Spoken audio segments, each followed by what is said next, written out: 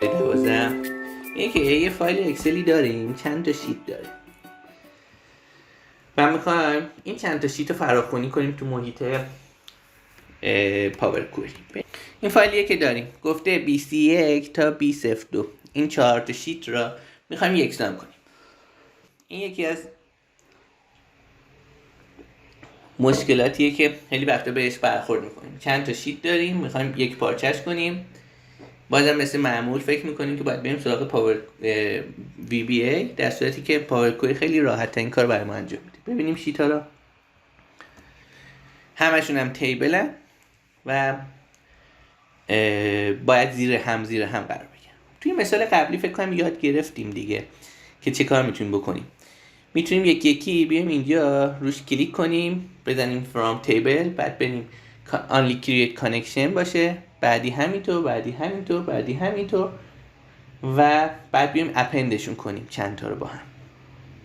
اما واقعا اگه بخوایم این کارو بکنیم، اگه فایل اکسل ما از اون فایل‌های 100 شیتی باشه خیلی کار سخت میشه. 100 بار باید این کارو بکنیم، 100 تا کوئری داشته باشیم که only create connection و خیلی فکر میکنم روش مناسبی نباشه.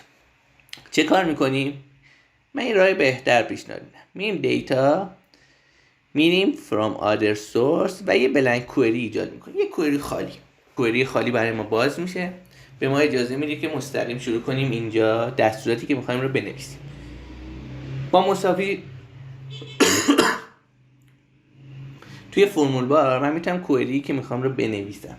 یواش باید یاد بگیریم فرمول ها رو دیولپ کنیم، توسعه بدیم. با مساوی شروع میشه.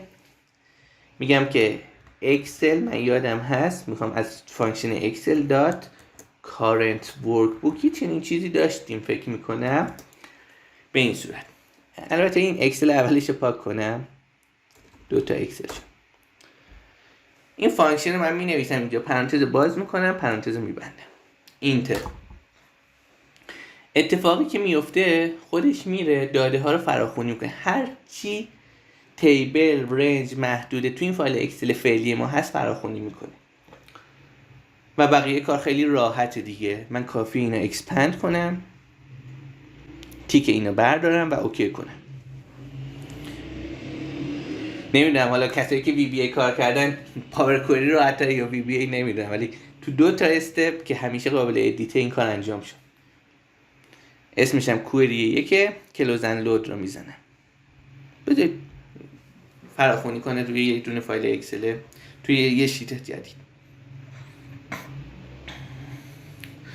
خب 41 ردیف داریم. نه هنوز 41 ردیف داریم. یه بار دیگه من رفرش رو بزنم ببینیم چه اتفاقی میفته. رفرش. چه اتفاقی افتاد؟ بریم انتها، شد 82 ردیف. یه بار دیگه رفرش بزنم شد 122 ردیف. هر بار که رفرش میزنم 40 تا ردیف دیگه اضافه میشه. فایل اکسل من که تغییری نکرده. چه اتفاقی میفته؟ جواب سوالا توی کوئری، تو خود کوئری پیدا میکنیم. راست کلیک میکنم، ادیت رو میزنم.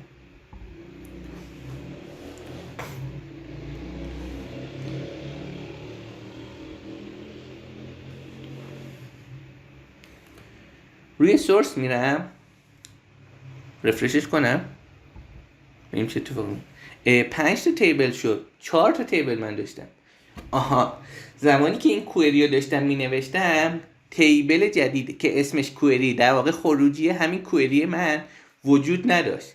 ولی از این به بعد هر سری که رفرش میکنم داده های تیبل 1 تا 4 میاد زیر کوئری میشینه.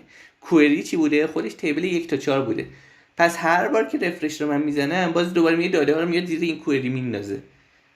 به خاطر همین باید حواسم باشه تو اینجور مثال ها که حتما فیلتر کنم کوئری یکا، هیچ وقت این خودش نیاد. به عبارت دیگه الان کوئری 1 خودش داده های تیبل 1 تا 4 توش هست، دوباره میاد داده های 1 تا 4 رو بهش اضافه میکنه. دفعه بعدی که رفرش میکنم دوباره داده های 1 تا 4 تو کوئری 1 اومده، یه بار دیگه اضافه میشه. هر سری این اتفاق میفته. پس فیلترش رو برمیدارم و میرم استپ بعدی که اکسپند کردم بود و کلوز اند لود میزنم. به همین راحتی. بذار 121 رفرش بشه. 40 ردیف داده داریم. راست کلیک میکنم، رفرش هم میکنم، 40 ردیف داده داریم. یه بار دیگه راست کلیک میکنم، رفرش هم میکنم، 40 ردیف داریم.